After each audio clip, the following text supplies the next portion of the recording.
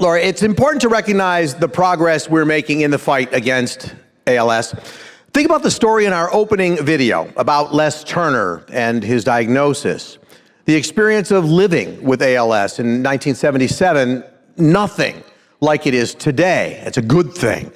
That progress is thanks to you and your support of organizations like this. And it is something to celebrate. So to present the Harvey and Bonny Gaffen Advancements in ALS Award, please welcome the Chief Advocacy and Outreach Officer of the Les Turner ALS Foundation, Lauren Webb.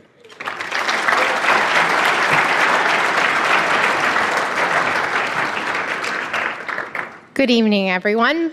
I first met Jean Swidler on Zoom at an event hosted by the Les Turner ALS Foundation and Neil's Clinical Research Learning Institute.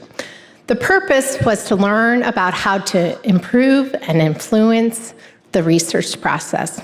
From the first moment I met Jean and heard her speak with a passion for the future of genetic ALS and FTD was like a bolt of lightning. What makes Jean so special is her unwavering drive to find answers and her incredible talent for organizing and building community. She is a visionary, and I do not use that word lightly. At every meeting, Jean is clear, focused, and always looking ahead.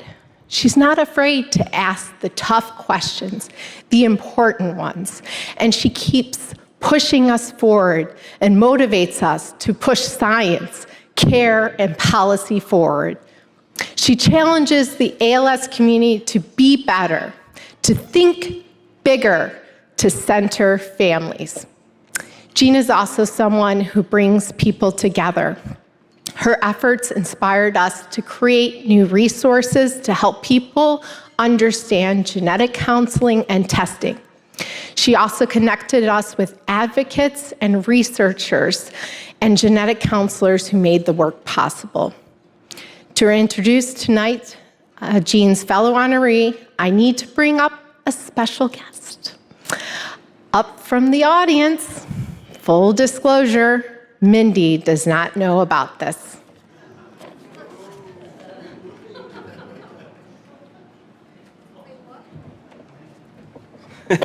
Mindy's like, what? Okay. Good evening, everybody. My name is Brian Weinberg, Mindy Uhrlaub's brother. What an amazing event. What a great turnout. Thank you all for being here. Congratulations to all of the honorees tonight at this event. So when you heard the list of corporate and foundational sponsors for the event, you probably heard David Weinberg and Jerry Newton. David Weinberg is our father, and Jerry Newton, our stepmother. Unfortunately, they couldn't be here this evening, so my father, David, asked me to say a few words on his behalf as part of honoring Mindy with her award this evening. So, more than 50 years ago, Mindy's maternal grandfather, Milton, was finally diagnosed with ALS after months of bouncing from doctor to doctor. None of them had even heard of ALS. Within a couple of years, Milton died. Milton's daughter was Sharon, my first wife and Mindy's mother. At that time, nobody could answer the knotty question, is this disease hereditary? We worried that someday in the future, the horrible answer might be yes. I knew Harvey Gaffen and knew he had started the Les Turner ALS Foundation with friends and relatives. I joined the board and in no time discovered that my fellow board members were a hardworking, dedicated group focused on finding the ALS gene and someday a cure for the dreaded disease. Today's gathering is proof positive that the Les Turner ALS Foundation is still going strong and still dedicating itself to vital research. Almost 50 years ago, little Mindy Weinberg, was her name then, started her diary. She had a need to capture and contemplate what was happening around her. She kept writing, and that need turned toward activism. She read about the abuses taking place in Republic of Congo. So she went there and interviewed rape victims and wrote a book about them. Then her mother was diagnosed with ALS, and Mindy was tested. She was found to be a carrier of the C9 gene, so while she was supporting her mother, she was making a list of all of her grandfather's relatives, including sons Ethan and Alex. Ethan is here this evening. She took it upon herself to be in touch with all those who could be carriers of the C9 gene. Some wanted to be tested and others did not. Her next step was to identify the major institutions doing clinical trials for the C9 gene and to join the ranks of those who travel from city to city to be tested physically and mentally for clues about genetic ALS. She has done that for years. In addition to her other involvement, she added the political side of ALS to her plate. She met Gene Swidler and became part of the End the Legacy and their comprehensive approach to ALS. She works on committees at the NIH, writes papers for them, and gives numerous talks about the importance of including C9 carriers in the ALS discussion. Mentoring and Zoom meetings are a regular part of Mindy's day. And of late, Mindy is highlighting the psychological aspects of the disease in a memoir that is in production. I love Mindy, so do I. And I love who she has become. From the smart, sensitive, caring person who looked out for the underdog and disadvantaged to an unrelenting warrior in a fight against an unrelenting foe. She never stops her battle and never concedes ground and always knows she is on the right side. True to the cause and true to herself is who she is. Congratulations, Mindy, on the recognition of your strength and fortitude. Love, Dadder. Thank you.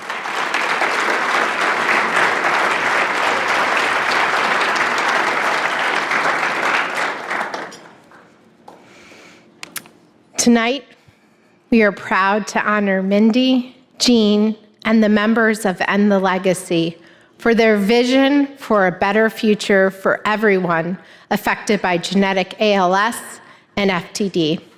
Please welcome Mindy Uhrlaub and Gene Swidler.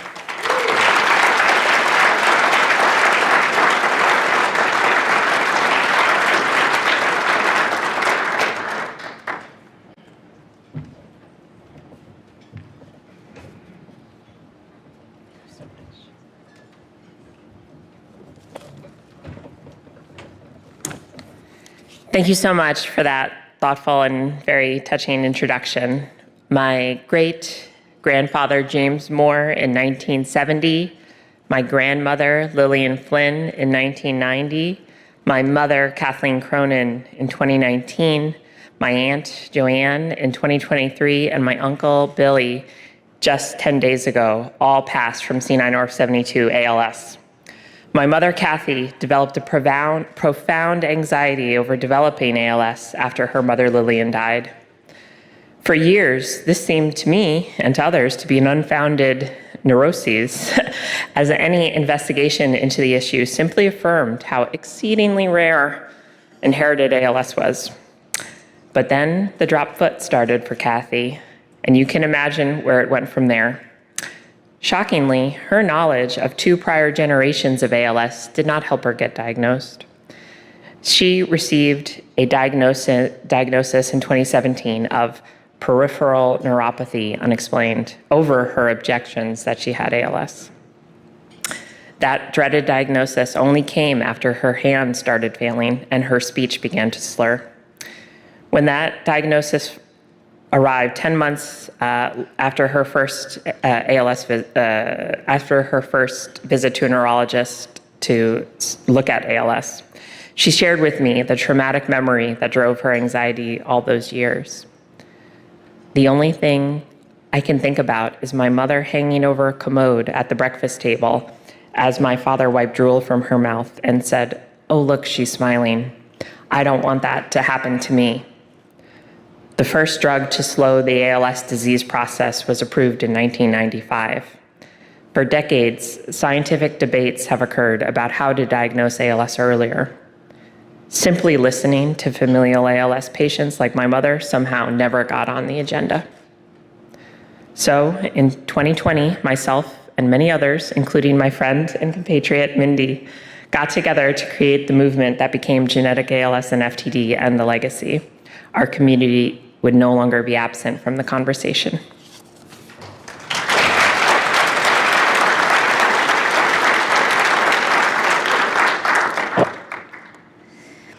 Before I start, I'd like to thank the Les Turner ALS Foundation for recognizing our often overlooked community of genetic carriers. By giving us a platform tonight, we're all closer to a cure for ALS. 5 years ago, when I lost my mom to ALS, I had the misconception that I was alone in the fight against the disease that took her and the gene that haunts my family. The terror that I felt when I heard my mom's diagnosis feels like a lifetime ago, and it's been a long road that took me from ALS worrier to ALS warrior. And the legacy and my genetic ALS FTD community introduced me to research, advocacy, and hope for a day when my family will not have to worry about the specter of ALS. I have learned how to collaborate with doctors and policymakers, to write a report with the national academies, to testify before the FDA and the NIH about the rights of genetic carriers, to run peer mentoring and support groups. And I learned to participate in longitudinal research. Now I participate in more than a dozen longitudinal studies of ALS and FTD. I regularly donate blood, cognitive test results, spinal fluid, nerve conduction results, time and money. And I do it because I'm fighting for my mom, for my life, and for the lives of my children and of the genetic community. But I'm only one person, and I have my limits. What seemed like a moonshot 5 years ago now seems attainable. Our familial ALS cohort has grown to include powerful allies in research, but our work won't be done until genetic carriers of ALS are all enrolled in clinical trials early in the disease process, like Alzheimer's patients are. I would like to make a plea to the researchers and pharma folks in the room. Please don't forget about the genetic community. We make up about 15% of all ALS cases, but finding a cure for genetic forms of disease may unlock the mystery of ALS for the rest of the population. From the bottom of my heart, I thank Jean and the legacy, the honey badgers, and members of my greater ALS community. And thank you to my family and friends for supporting me in this journey.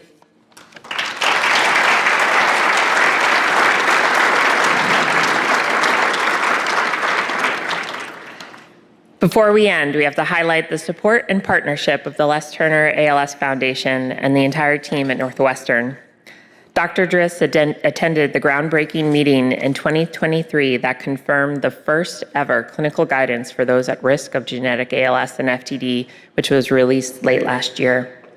And she presented a webinar for us and gave talks at our first in-person community summit, planned and hosted with the support and hospitality of the Hall Les Turner team, but especially our partner in planning, Lauren. Thank you so much again from the entire And the Legacy community to the Les Turner ALS Foundation and everyone who supports our movement, and for listening to us today. And a last deep thanks to my husband, Jesse, and our daughter, Anna.